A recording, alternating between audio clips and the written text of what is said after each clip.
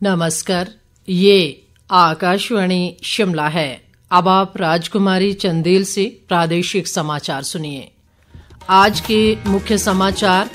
देश में 3 नए आपराधिक कानून लागू। केंद्रीय गृह मंत्री अमित शाह ने कहा, नए कानूनों से देश में आधुनिक आपराधिक न्याय प्रणाली होगी स्थापित। पूर्व केंद्रीय मंत्री व सांसद अनुराग ठाकुर ने कहा, विकास भी विरासत भी एनडीए सरकार की पहचान।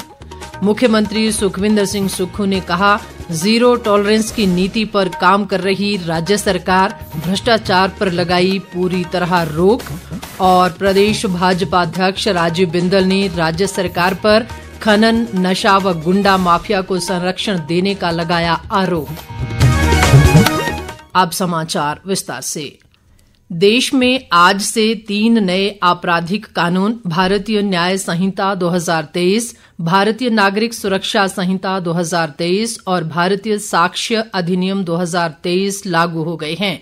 केंद्र सरकार ने इस बारे में राज्यों और केंद्र शासित प्रदेशों के साथ नियमित बैठकें की हैं और वे नए कानूनों को लागू करने से संबंधित प्रौद्योगिकी, क्षमता निर्माण और जागरूकता सृजन के लिए पूरी तरह तैयार है।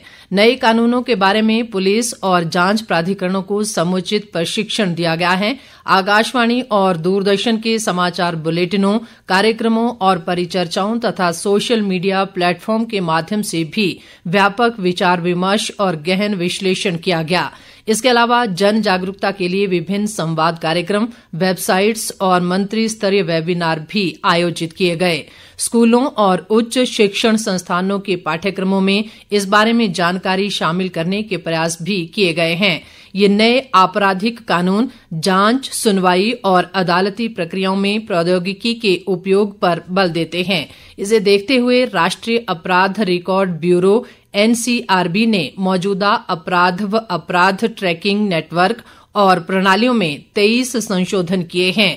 इस बीच केंद्रीय गृह मंत्री अमित शाह ने कहा है कि आज से लागू हुए 3 आपराधिक कानूनों से देश में सबसे आधुनिक आपराधिक न्याय प्रणाली स्थापित होगी। उन्होंने कहा कि भारतीय लोकाचार में अंतर्निहित ये नई आपराधिक न्याय प्रणाली अब पूरी तरह से स्वदेशी है। इन कानूनों के बारे में नई दिल्ली में मीडिया को जानकारी देते हुए अमित शाह ने कहा कि नए कानून त्वरित न्याय और पीड़ितों के अधिकार सुनिश्चित करेंगे। उन्होंने कहा कि पहले केवल पुलिस के अधिकारों की रक्षा की जाती थी, लेकिन अब पीड़ितों और शिकायतकर्ताओं के अधिकारों की भी रक्षा की जाएगी। गृह मंत्री ने कहा कि सरकार ने देश विरोधी गतिविधियों के खिलाफ राजद्रोह कानून को खत्म कर नए प्रावधान लागू किए हैं। पूर्व केंद्रीय मंत्री व सांसद अनुराग सिंह ठाकुर ने आज लोकसभा में राष्ट्रपति के अभिभाषण पर धन्यवाद प्रस्ताव पर भाजपा के प्रथम वक्ता के रूप में एनडीए सरकार के पिछले 10 वर्ष के शासनकाल की उपलब्धियों का जिक्र किया। उन्होंने कहा कि विकास भी और विरासत भी एनडीए सरकार की पहचान है और मोदी सरकार ने 25 करोड़ गरीबों को गरीबी रेखा से बाहर निकाला है। अनुराग ठाकुर ने कहा कि भारत दुनिया की सबसे तेजी से बढ़ती अर्थव्यवस्था है और पिछले 10 सालों में विदेशी मुद्रा भंडार बढ़ा है और देश के खजाने को दोगुना किया गया है। एनडीए सरकार की उपलब्धियां गिनाते हुए उन्होंने कहा कि पिछले 10 वर्षों में 4 करोड़ पक्के मकान और 12 करोड़ शौचालय बनाकर दिए गए और लगभग हर घर तक बिजली पहुंचाई गई। उन्होंने कहा कि आयुष्मान योजना से 7 करोड़ लोगों का मुफ्त इलाज हुआ और गरीब के जीवन में बहुत बड़ा बदलाव आया है। देश में श्रमिकों के लिए मोदी सरकार द्वारा किए गए कार्यों का उल्लेख करते हुए अनुराग ठाकुर ने कहा कि हमने नए श्रम कानून लाए जिससे लोगों को फायदा मिला और 20 करोड़ ई श्रम कार्ड बने हैं।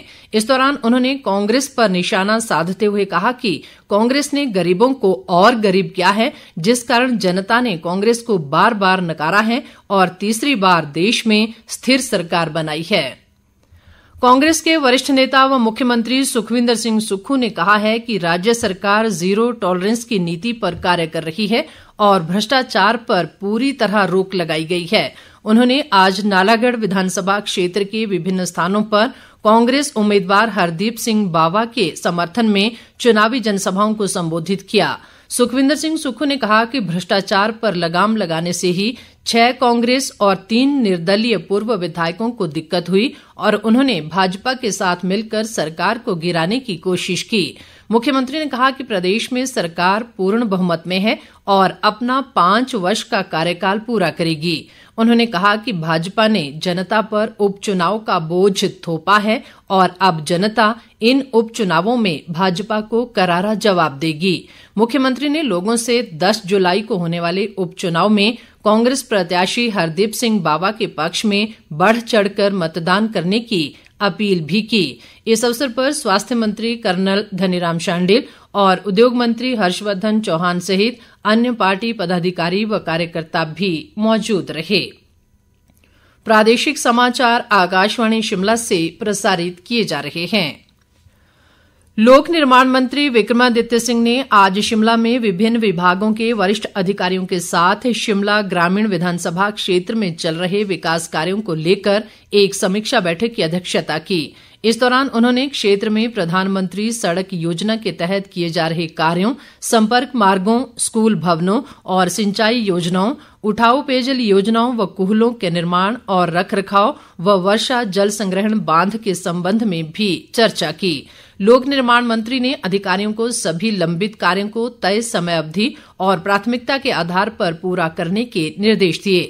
विक्रमादित्य सिंह ने परिवहन विभाग के अधिकारियों से शिमला ग्रामीण के विभिन्न क्षेत्रों में पथ परिवहन निगम की बस सेवाएं आरंभ करने, बसों के मौजूदा रूटों का दायरा बढ़ाने, सुन्नी बस अड्डे को नई बसें प्रदान करने और धामी बस अड्डे के नए भवन के निर्माण को लेकर भी चर्चा की। इसके अलावा उन्होंने नगर निगम शिमला के तहत आने वाले क्षेत्रों में सीवरेज पाइप बिछाने, पार्किंग व एम्बुलेंस सड़क के निर्माण कार्यों के संबंध में अधिकारियों को आवश्यक दिशा निर्देश दिए।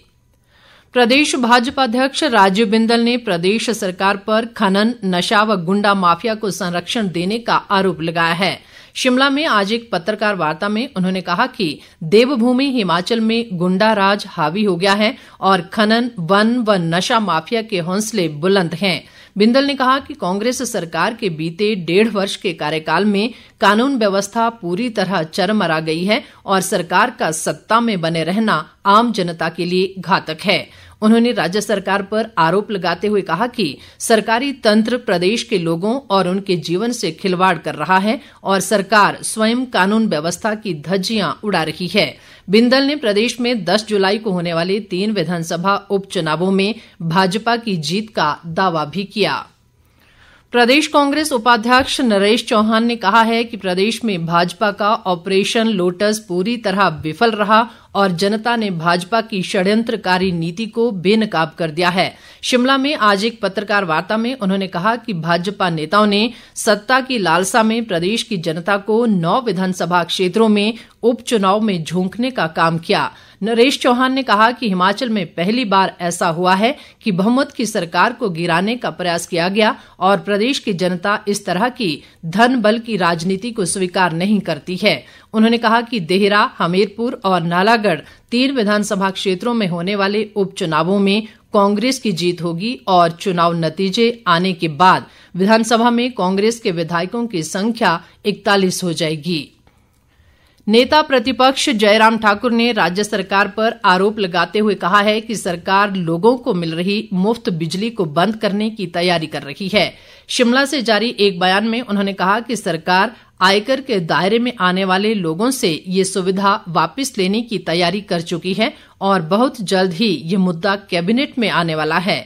जयराम ठाकुर ने कहा कि कांग्रेस ने प्रदेश की जनता से सत्ता में आने के लिए झूठे वायदे किए और 300 यूनिट बिजली मुफ्त देने की गारंटी भी दी थी। नेता प्रतिपक्ष ने कहा कि कांग्रेस सरकार को लोगों की सुख सुविधाओं से कोई लेना देना नहीं है और ये सरकार अपराधियों को संरक्षण दे रही है। उन्होंने दावा किया कि प्रदेश में हो रहे 3 उपचुनावों में भाजपा भारी बहुमत से जीत दर्ज करेगी। हिमाचल प्रदेश पेंशनर एसोसिएशन ने अपने विभिन्न मुद्दों को लेकर सरकार से जेसीसी बैठक बुलाने की मांग की है। शिमला में आज पेंशनर एसोसिएशन द्वारा एक बैठक का आयोजन किया गया जिसमें प्रदेश भर से पेंशनर मौजूद रहे। एसोसिएशन के अध्यक्ष आत्माराम शर्मा ने बताया कि पेंशनरों की मुख्य मांगों में एरियर, ग्रेच्युटी का भुगतान और चिकित्सा बिल भी शामिल हैं। उन्होंने सरकार से पेंशनरों के मुद्दों को जल्द हल करने का आग्रह किया है।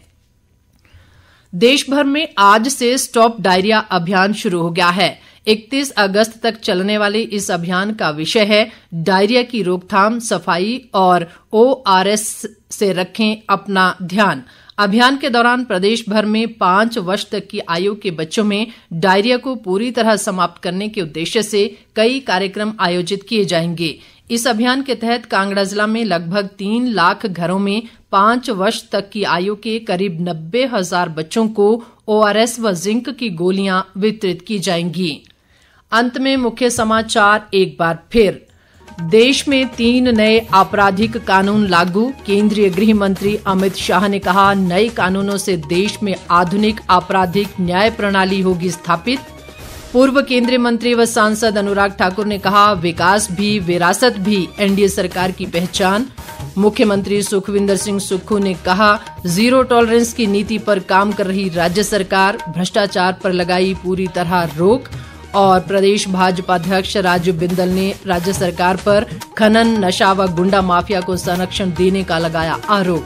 इसके साथ ही ये समाचार बुलेटिन समाप्त हुआ। नमस्कार।